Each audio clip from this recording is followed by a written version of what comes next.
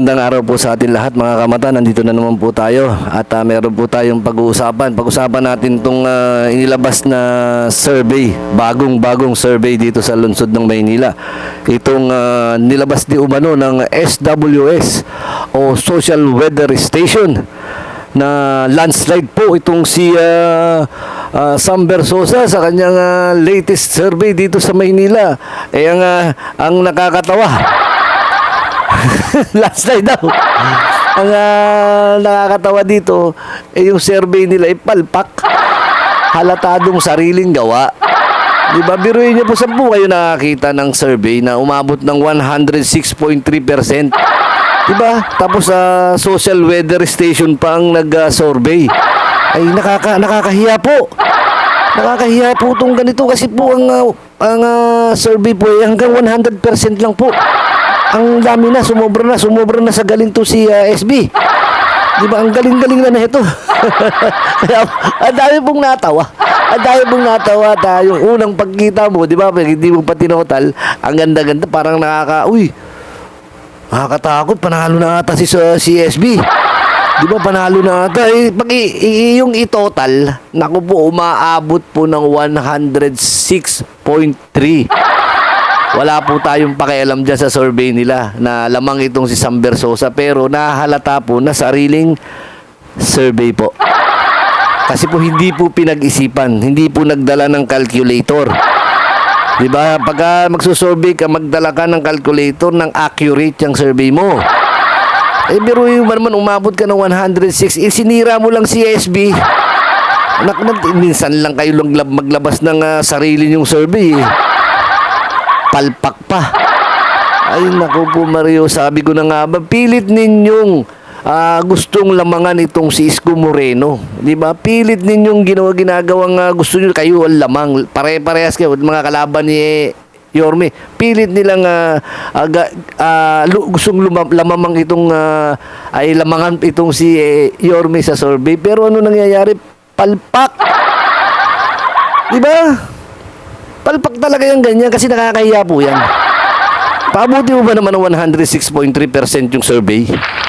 Diba? Dapat siya pinapalakpakan at tawanan. Diba? Kasi alam nyo po yung ganyang survey, dapat yan, pinag-iisipan po natin. Diba? Pinag-iisipan po natin. Meron tayong ginagawa. Halimbawa dito sa social media, nakikita, diba? May pinopost ka na mga kandidato, hindi po yung basta-basta kay tira ng tira. Diba? Yan tuloy, nalalaman tuloy ng Manileño na palpak yung survey ninyo. Diba? Kaya nga, may nakausap nga tayo, tawa ng tawa eh. Oo, tawa ng tawa. Sabi niya, grabe naman, naglabas sila ng survey. Sobra-sobra. Sabi ko naman, baka ganun sobra kagaling itong si SB. Kaya sinobrahan na nila yung survey nila. Pero nakakahiya, latadong pinipilit nila lamangan Okay lang naman yan, sige, lamangan nyo na Cisco. Sa survey, lamangan nyo na, kahit na sabihin nyo, 99% kayo Di ba, lamangan nyo na ng lamangan. Pero alam na di ba, wala na. Nakapag-desisyon ng Manileño ngayon pa lang halala na lang ang inaantay. Alam na nila kung sinong ibuboto nila dahil alam nila itong mga pinamimigay ng mga incumbent na kandidato. Tandaan nyo po dyan, sinasabi ko sa inyo, pera ng taong bayan yan. Di ba? Sabi nga ni Digong sabi nga ni Duterte. Remember, tandaan ninyo mga Pilipino, kanang ayuda inyo yan. May Diyos ko po, walang tao dito sa Pilipinas o bilyonaryo man o bilyonaryo na magbigay ng pera baski 1 peso sa inyo. Walang taong magagawa, lalo na yung mga mayaman. Yung binibigay ng mga politiko, milyonaryo man o mahirap, hindi nila pera yan, pera ninyo. Kaya kung may problema ang bayan, tapos ang issue na sa harap ninyo, you are made to choose in either referendum or plebiscite, maawa naman kayo sa anak ninyo, future generation. Isipin ninyo yung problema. Yung ibigay ninyo ng pera, kunin ninyo, kay pera ninyo yan. Hindi gago itong nag-imprinta yan sila ng pera, ipamigay. No, it's your money. Ninanakaw nila yan, yung iba. Yung iba naman, kagaya ng Kongreso ngayon, parang nauubos talaga ang pera ng Pilipinas. Parang tubig gastos nila. Uncontrolled use of money. Basta halos imprinta na lang, baski wala na yung value. Sinabi ng ating former President Rodrigo Roa Duterte na yung mga binibigay ng mga ilang mga kandidato na yan ay galing din po sa atin. Kaya wag po tayong humanga o kabiliban yung mga taong ganyan. Kasi po dapat ang ginagawa natin ay tanggapin ang binibigay nila. Dahil po pera po natin yan.